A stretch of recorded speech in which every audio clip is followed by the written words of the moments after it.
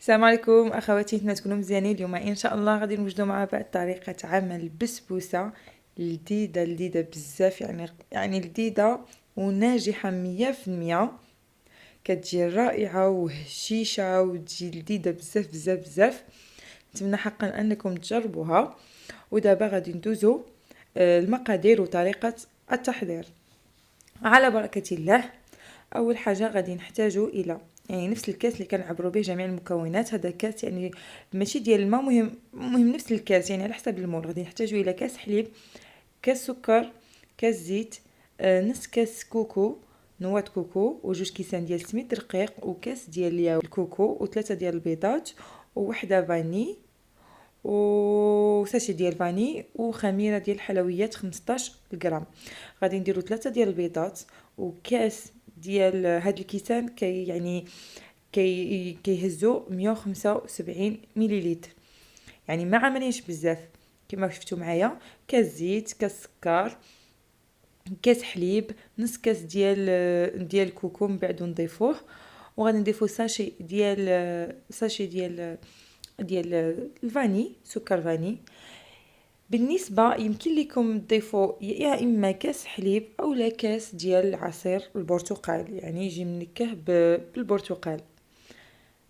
وغادي نخلطو جيدا، سهله وبسيطه، ما فيها حتى صعوبات او لا، سهله وبسيطه، اي واحد يقدر يديرها. وغادي نضيفو الكاس ديال ياغورت. انا هنا اختاريت ياغورت بالنكهه ديال الفاني، عفوا بالنكهه نتاع كوكو، نتاع نواه كوكو. وضفنا داك النصف كاس ديال نواه كوكو كيكون مبشور، جوز الهند. نواه كوكو هو جوز الهند. وغادي نضيفو كاسين من السميد الرقيق، سميده رقيقه بهذا الشكل. هذا السميد اللي تكون دايره بحال هذا الشكل، ماشي ماشي فينو وماشي الغليظه، السميده رقيقه. غنضيفو الكاس الاول وغادي نخلطو، ومن بعد غادي نضيفو الكاس الثاني.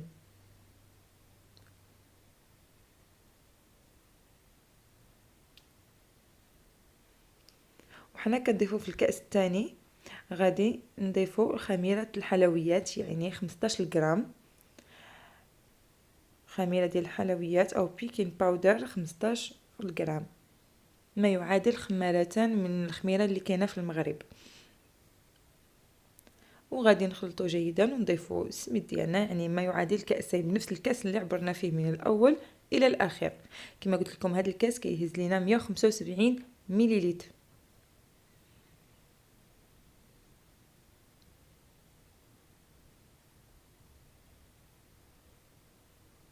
واخا كتبان لكم بلي الخليط هكا ما مازال جاري شويه، ولكن راه السميد كيشرب. وايضا ضروري غادي نضيفوا معلقه كبيره ديال الخل كيخلي لنا الكيكه، او تقدروا تضيفوا في الكيكه، في اي حاجه في الكيكه. في الكيكات كيجي رائع. انا دائما كنضيفوا في الكيكات وحتى في البسبوسه كيجي هشيش، وكتجينا بسبوسه خفيفه تجي زوينه. كما شفتوا معنا ها هو السميد بدا كيشرب. ودابا غادي ناخذ المول وغادي ندهنوه بالقليل من زيت المائده، زيت النباتيه. وغادي نرشوه بالقليل من السميد، وغادي ندخلوها للفران. الفران خاصو، الا كان الفران تاع الضو خاصو يكون بارد، اما الا كان الفران ديال الغاز خاصو يكون سخون. وفي الاول غادي نشعلوا عليه غير من الاسفل، ومن بعد عاد نشعلوا عليه من الفوق ويحمر. هذا بالنسبه للفرن بجوج، تاع الضو ونتاع الغاز. اي كيكه الا بغيتو كيكه او سبوسه تنجح لكم اللي عندهم الفران تاع الضو، اللي بزاف ديال الاخوات كيقول لك ما كيصدقناش لا كيكه لا بسبوسه لا حتى حاجه، وهو الفران تاع الضو. خاصك تحط الكيكه او لا البسبوسه يكون الفران بارد، تحط الكيكه او البسبوسه وكتشعلي عليه. وبالنسبه للغاز لا ضروري، الفرن الغازي ضروري خاصها ما تكون سخونه، ضروري ما خص الفران يكون سخون. عاد نحطوا الكيكه ديالنا او لا البسبوسه. وغادي كما قلت لكم دخلوا على درجه تقريبا 165 درجه بالنسبه للفران ديال الضوء، وحتى الفران ديال الغاز فقط من الاسفل باش طيب لينا. كما عارفين الكيكه والبسبوسه ما يبغوش نار مجهده. وبنفس الكاس غادي نصايبوا السيرو اللي غادي نسقيو به البسبوسه.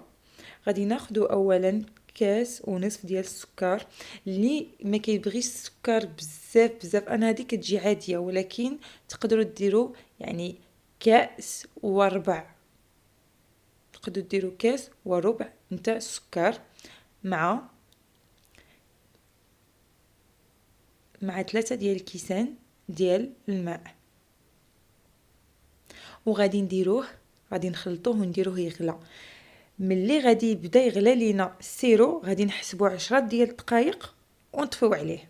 يعني 10 ديال الدقائق ابتداء ملي يبدا يغلى لينا، يعني ملي يبدا يبقى كيبقبق لينا بالبواوق تما غادي نحسبوا 10 ديال الدقائق وغادي نطفيو عليه. وملي غادي نطفيو عليه غادي ناخذوا على حساب تقريبا واحد 4 ديال المعالق كبار ديال ماء الزهر وغادي نضيفوها عليه. يعني غادي نكونوا طفينا عليه، تكون دازت 10 دقائق كما شفتوا معايا، دازت 10 دقائق ملي بدا يغلى، وغادي نضيفوا انا هنا كاين 4 ديال المعالق، من 4 حتى ل 5 ديال المعالق ديال ماء الزهر، وغادي نسقيو بها البسبوسه ديالنا. كما شفتوا معنا البسبوسه كتجينا على هذا الشكل، كتجي رائعه ولذيذه وناجحه، ونتمنى حقا انكم تجربوها. وفي التزيين ديروها يا اما بالكاوكاو او لوز مهرمش. انا اختاريت نواه كوكو لانها منكهه يعني بجوز الهند يعني عليها اختاريت التزيين ديالها بجوز الهند. المهم الى عجبكم الفيديو ما تنسوش ديروا جيم وتشتركوا في القناه وتبارطاجيو لا فيديو ديالي باش تعم الفائده وباش تكبر القناه وباش تشجعوني ندير فيديوهات اخرين. وشكرا.